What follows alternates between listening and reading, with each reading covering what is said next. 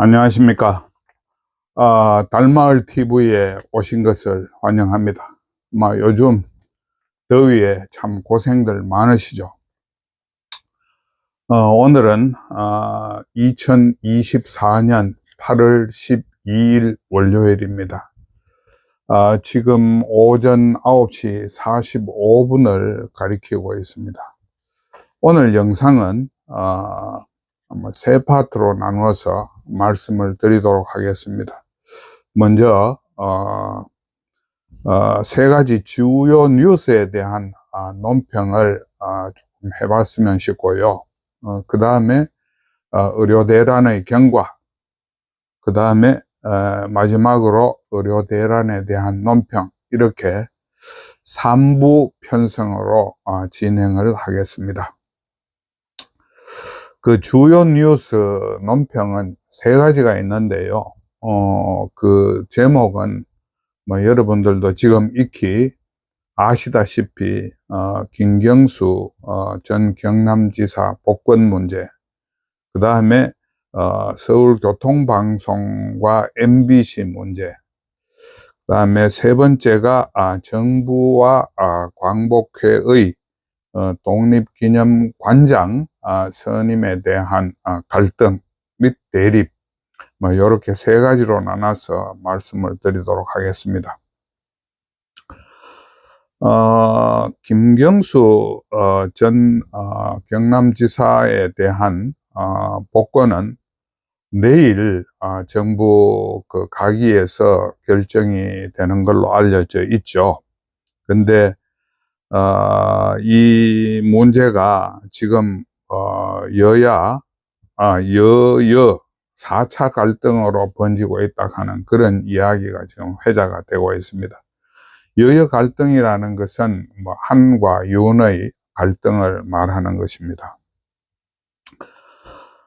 지금 김경수 전 지사 복권에 반대하는 입장이 한동훈 당대표하고 안철수 의원 정도가 공개적으로 그런 입장을 표명을 했습니다.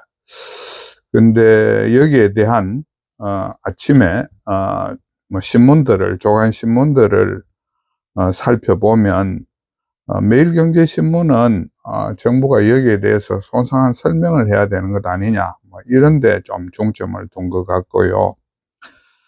그 다음에 그 조선일보는 그 사면 문제, 사면 복권과 관련한 4차 윤한 갈등이라는 이 사실에 포커스를 맞추고 사설을 쓴 것 같습니다. 그 다음에 동아일보는 여야 공개 충돌이라는 역시 정치권의 어떤 동향에 포커스를 맞췄고요. 제가 볼 때는 이게 좀 그래도 언론으로서 우리가 지향해야 될 방향이 아닌가 싶은데, 세계일보가 그 특사가 원칙 없이, 그 광복절 특사가 원칙 없이 이루어져서 이런 말하자면 혼란이 빚어졌다, 이런 쪽으로 근본적인 문제를 짚고 있습니다. 근데 그 우리 달마을 TV에서 생각하는 거는요, 이번 조치는 정부가 그 복권 대상자 선정을 잘못한 것이 아닌가. 그러니까 한동훈 당대표나 이런 분들이 주장하는 거하고 결이 비슷합니다.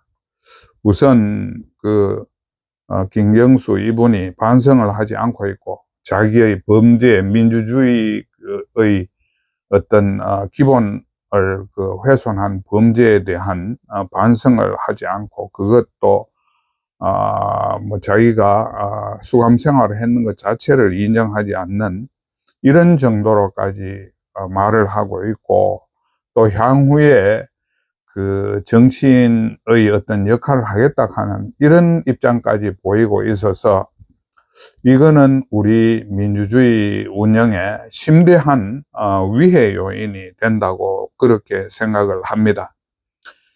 그래서 이 정부가 요번에 이 복권 대상자 선정한 것은 그 먹기 싫어하는 사람한테 억지로 진수성찬 상을 차려가 바치는 꼴이라는 이런 생각을 가지게 돼요. 만약 이런 식으로 선거 범죄를 유야무야 묻어주고 이런 분들이 그 선출직에 진출을 해서 국가의 어떤 중대사를 결정하는 이런 일이 벌어진다면 이거야말로 민주주의라고 이야기할 바가 못 되겠죠.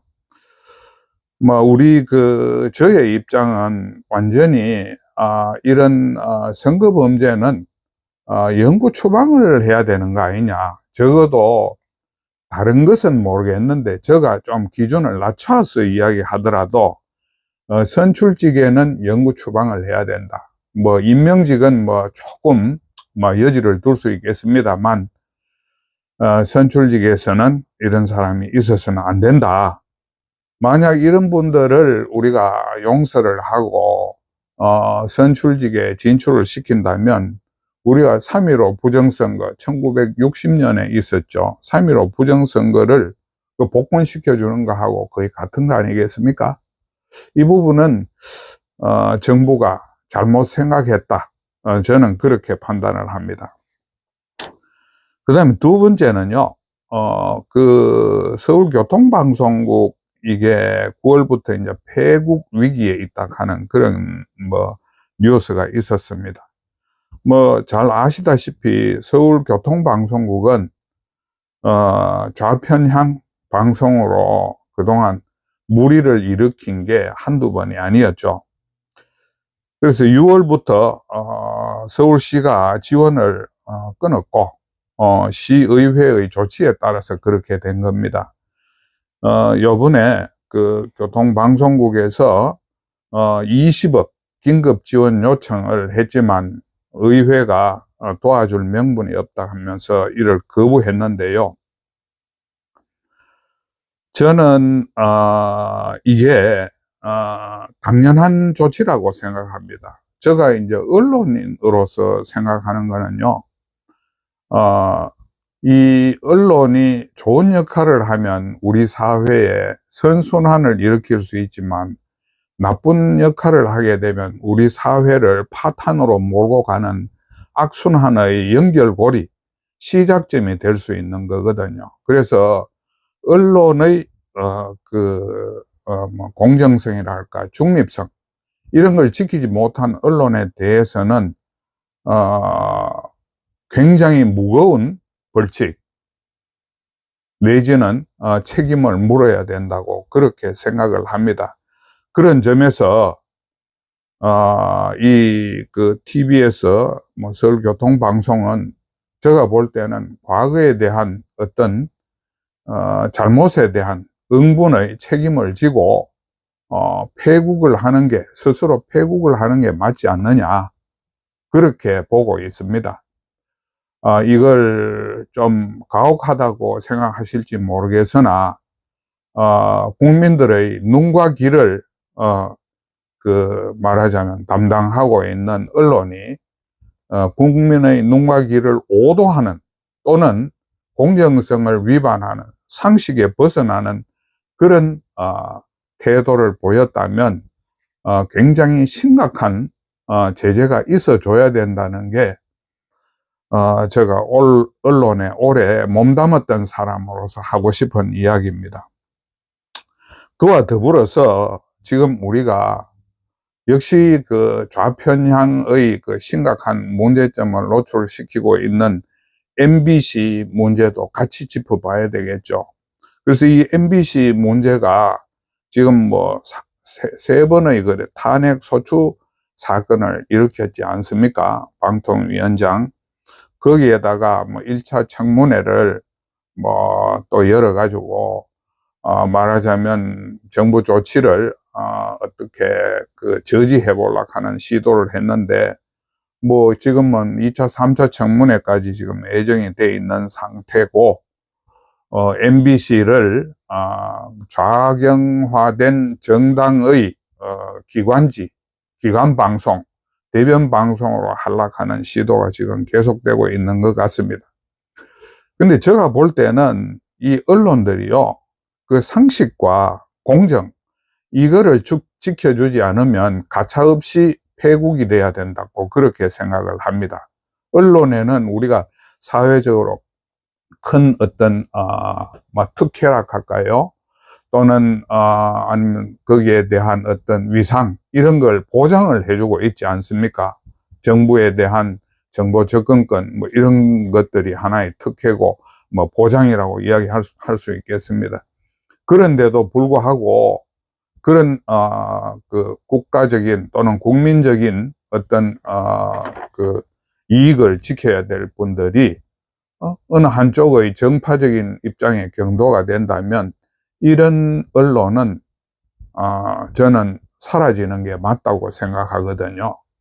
그래서 솔직히 말해서 제가 지금 KBS나 MBC 방송을 안 본 게 벌써 한 뭐 6, 7년은 된 것 같습니다. 이게 더 이상 이건 방송으로서의 가치가 없다고 생각을 했기 때문에 이런 방송은 늘 사라져야 된다고 그 다음에 그런 선례를 그 편파된 정치 활동을 한 방송이 폐국이 되는 그런 일을 우리는 반드시 한번 겪어야 된다고 생각하는 사람입니다.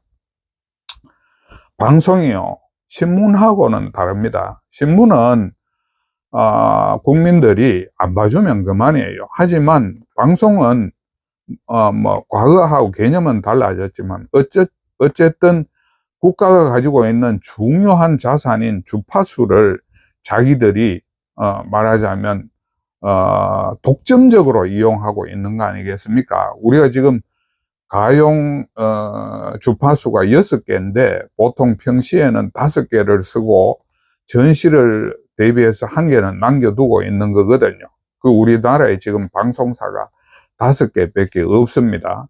이렇게 그 독점적인 어떤 국가 자산을 자기들이 운영하면서 국민 전체의 이익 또는 국가의 이익을 무시하고 정파적인 이익에 그 몰두하는 그런 방송이라면 없어지는 게 맞다, 사라져 줘야 된다, 저는 그렇게 생각을 합니다. 그래서 MBC는 지금 뭐 이사진들 교체를 두고 뭐 여야가 심각하게 갈등을 벌이고 있는데요, 그렇게 갈등을 벌일 거 없어요. MBC 자체를 없애버리면 됩니다.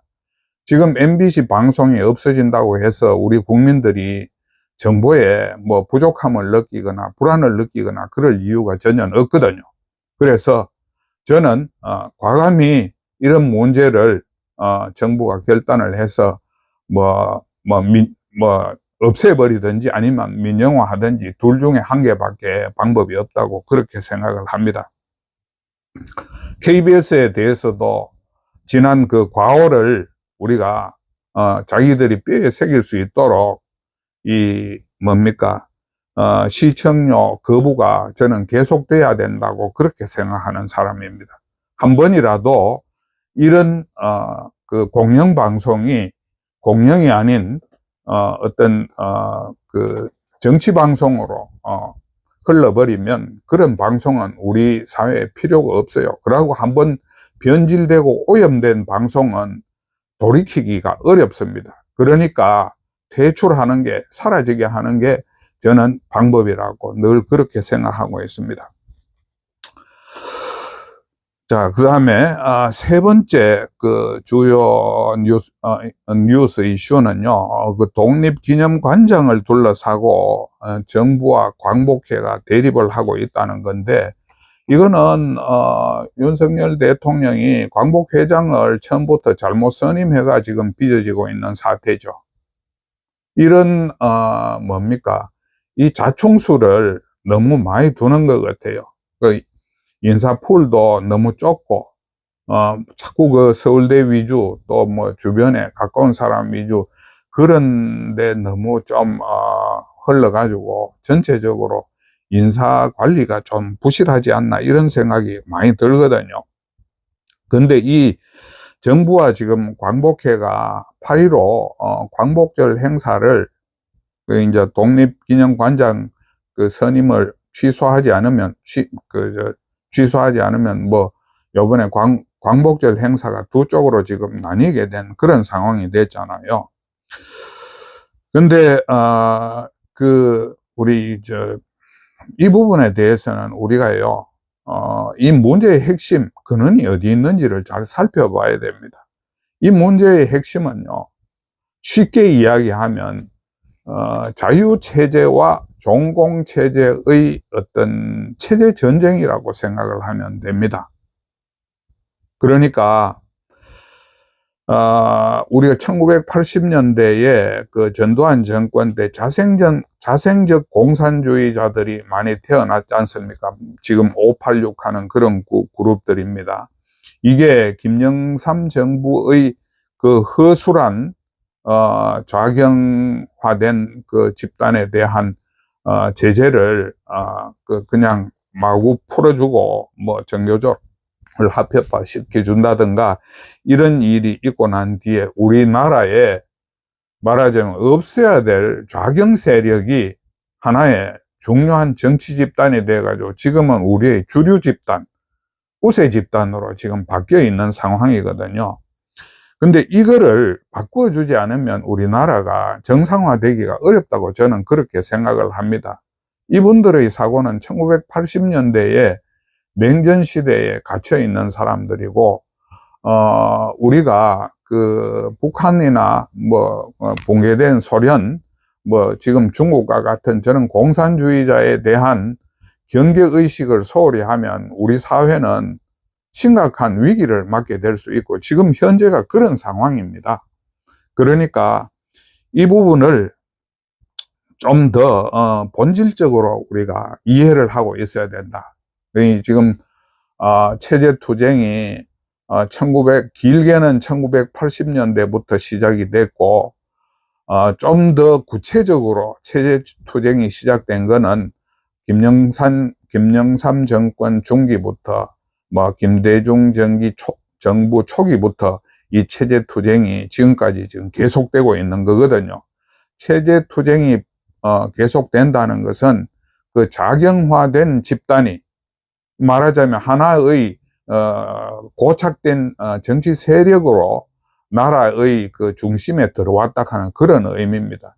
이거를 해결하지 않고는 저는 우리나라가 완전한 성공을 거두기가 어렵다. 적어도 늘 반신불수의 상태가 이어질 것이다. 이렇게 좀 걱정을 하고 있는 겁니다. 그래서 독립기념관장 문제는 막 그런 차원에서 좀 봐주시고 이번에 그 사태는 뭐 좌경화된 집단의 말하자면 또 다른 공세가 시작됐다. 뭐 저는 그렇게 평가를 하고 독립기념관장의 그 자격에 대해서는 일단 지금 임명된 사람이니까 추후에 그에 문제가 있으면 거기에 상응하는 조치를 하면 될 것이고 요번처럼 우리 자경 집단에서 취임을 뭐 취소시켜라 뭐 이런 부분은 우리가 이야기를 들어줄 필요가 없다고 그렇게 평가하고 싶습니다. 자, 그러면 주요 뉴스에 대한 논평은 그걸로 대강 정리를 하고요. 우리 달마을 TV에서 늘 지금 우려사항으로 생각하고 있는 의료 대란에 대한 경과 그리고 거기에 대한 논평을 다시 이어가 보도록 하겠습니다. 지금 의료 대란은요 그 사이에 뭐 조금 몇몇 일들이 좀 벌어졌습니다.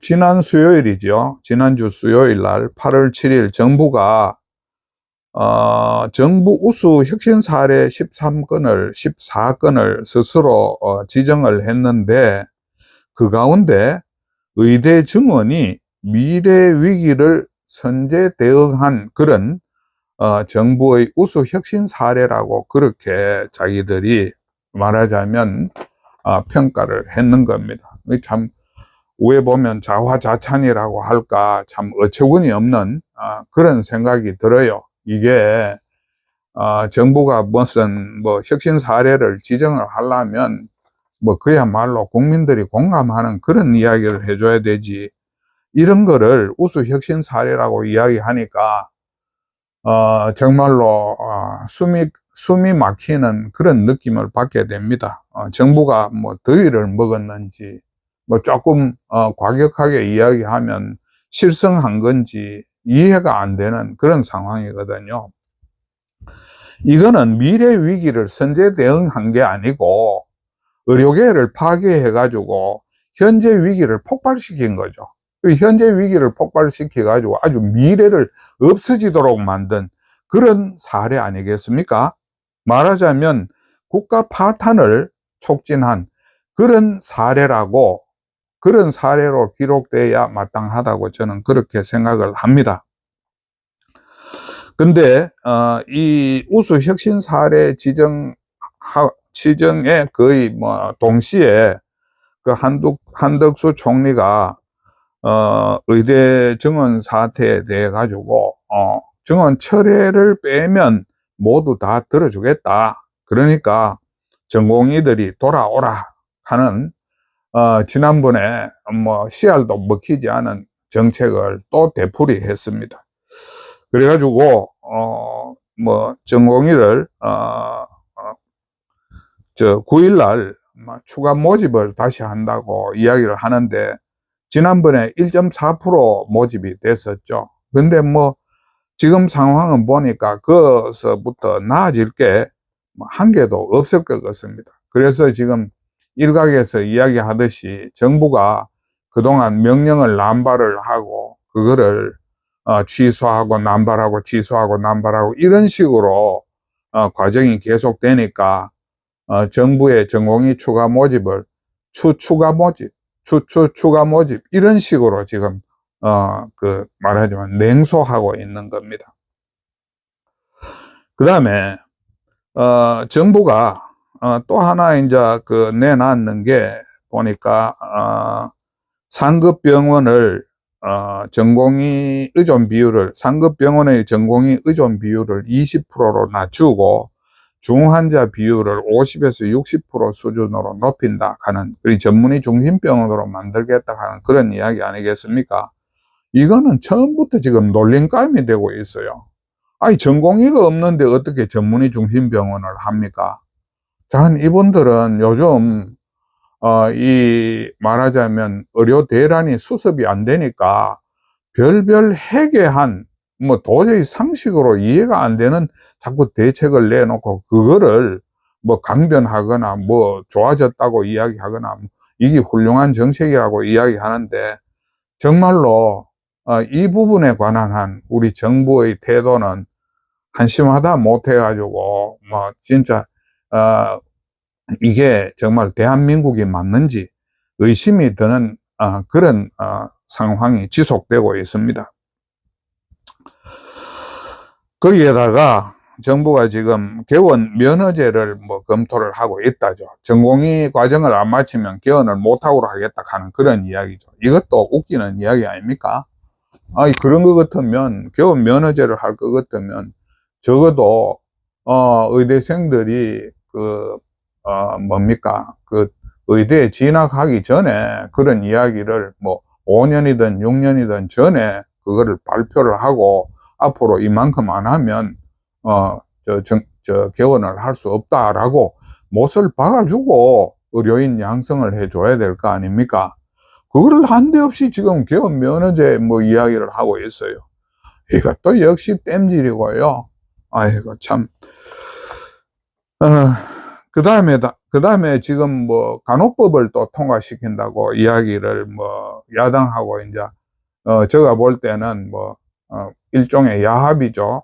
그런 뭐 정책을 추진하고 있는데 이거는 의사들이 전공의들이 안 돌아오니까 전공의 역할을 간호사들한테 전가하는 그런 간호법이에요. 그러면 간호사들이 그 위험 부담을 다 떠안아야 되는 그런 이야기인데, 이것 또한 그야말로 안 되니까, 뭐, 제가 전부터 했죠. 어느 시간이 지나면 백약이 무효라고. 안 되니까 자기들이 억지로 자꾸 이런, 뭐, 간호법을 만들어가지고 의사를 대신하게 한다든지. 그럼 의사를 갖다가 뭐 양성할 필요가 뭐 있습니까? 간호사만 양성하지.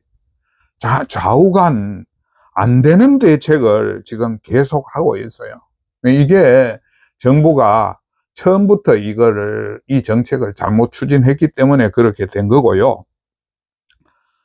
근데 이런 정부의 그 우격다짐, 그 다음에, 난데없는, 돌팔이 정책으로 인해 가지고 지금, 의료인들이 엄청난 피해를 입고 있죠.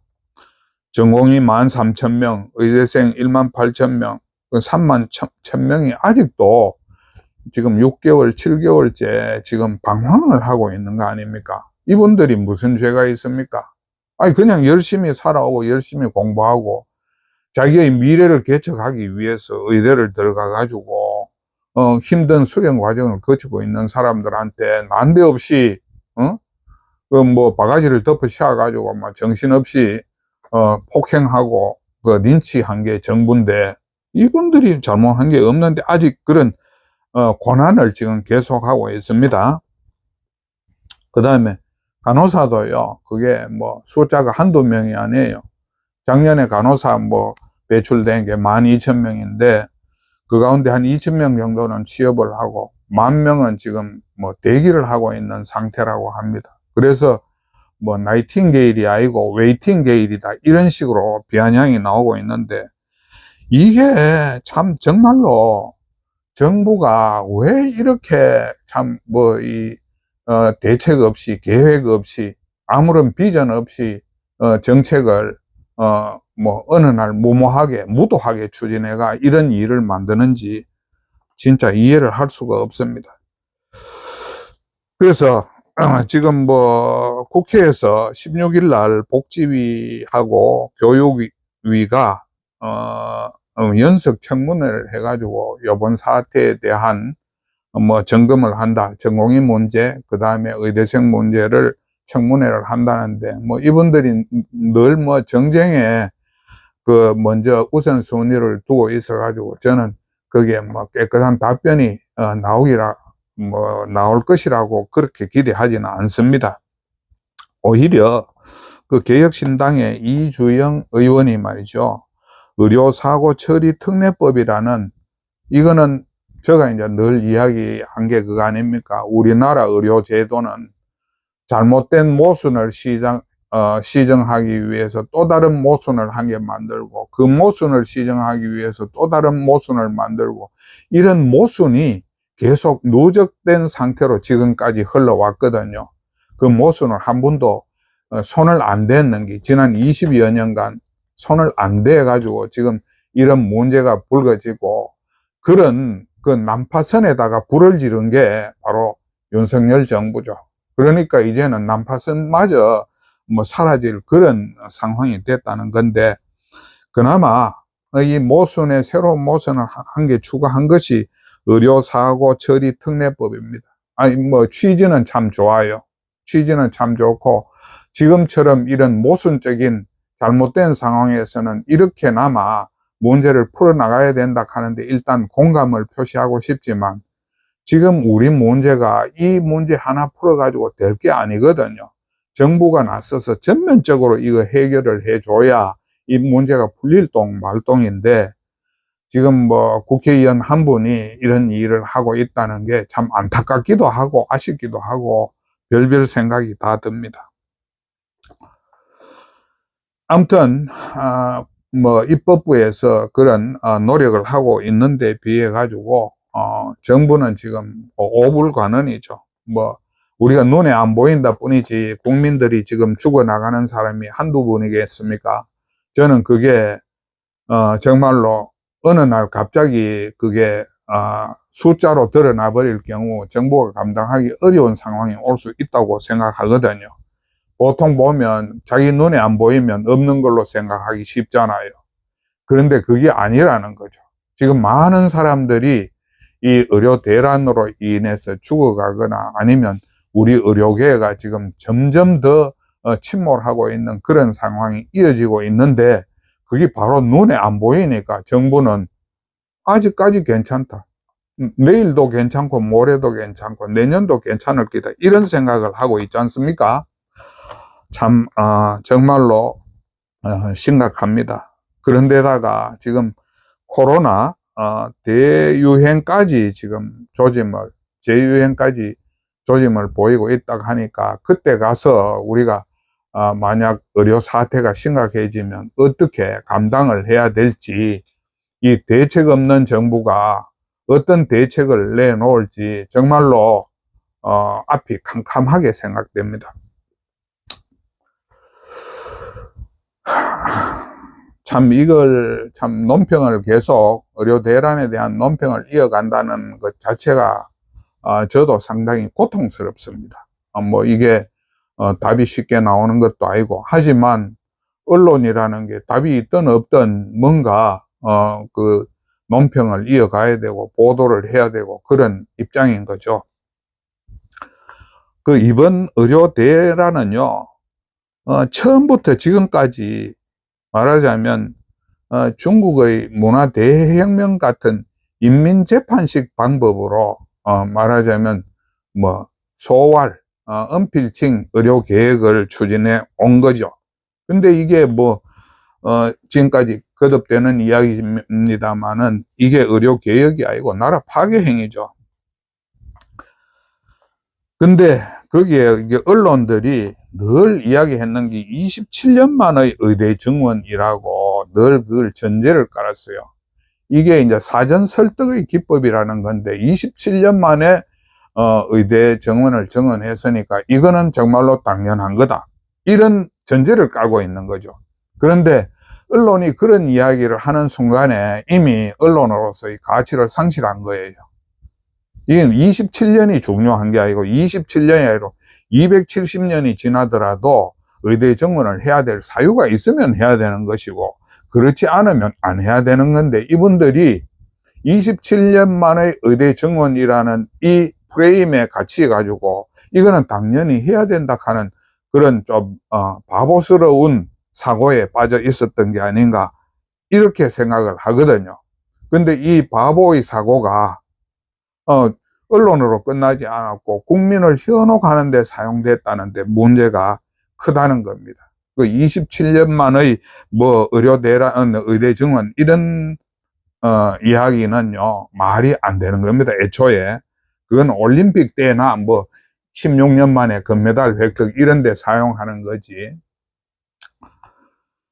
그래서 제가 처음부터 지금까지 일관되게 이야기하는 건 반대한 이유가요, 이공계가 지금 황폐화되고 고사된다는 거 아닙니까? 우리나라가 먹고 살기 위해서는 이공계가 제대로 성장을 해야 되는데, 그걸 지금 의료 대란을 일으켜 가지고 치명적 영향을 지금 끼치게 됐으니까, 앞으로 우리나라의 그 이공계 생태계가 무너지면 그야말로 지금도 중국이나 뭐 이런 데 비해 가지고 우리가 기술적인 우위가 사라지고 있는 마당에 과연 우리가 어떻게 저 큰 나라의 그 외부적인 압력과 그 정체성 또는 그 저 사상적 압력을 버텨내겠느냐 하는 그런 걱정이 많습니다.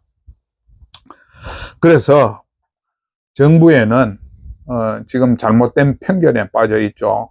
자기들이 이게 우수 사례, 개혁 우수 사례라고 하고 있는데 정말로 눈물 나는 이야기입니다.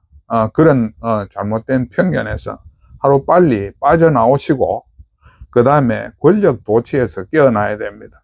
저도 이건 늘 우리가 언론이라는 게 제일 중요한 역할이 그거 아닙니까? 권력의 감시, 그 다음에 억강부약이잖아요. 그 권력이라는 것이 늘 강자가 될 수밖에 없기 때문에 그 강자가 어떻게 약자를 괴롭히느냐, 이런 걸 감시해야 되는 게 언론인데 지금 그 역할을 지금 못 해줘 왔는데요. 그런 정부가 권력 도취해서 빨리 좀 깨어나야 된다. 지금 제가 볼 때는 권력 도취가 상당히 지금 심각한 수준으로 진행이 되고 있어요. 근데 이런 식으로 가게 되면 본인들의 불행뿐만 아니라 국가적 불행으로 이어질 수 있기 때문에 하루빨리 거기에 대한 각성을 하고, 제가 이제 주장하는 거는 스스로 죽는 극약 처방을 해야 된다, 이렇게 이야기하는 거죠.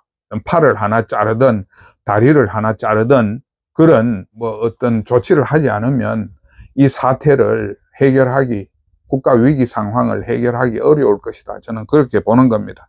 그래서 종전에 이야기했던 것처럼 다시 한번 이 부분을 짚겠습니다. 대통령이 의료 대란에 대해서 사과를 하고, 그 다음에 모든 걸 원상 회복하고, 정책이 의대 증원 정책이 없었던 걸로 하고, 내년 의대 모집을 중단해야 된다라는 지난번 주장을 다시 한번 여기서 적시를 해 놓고 싶습니다.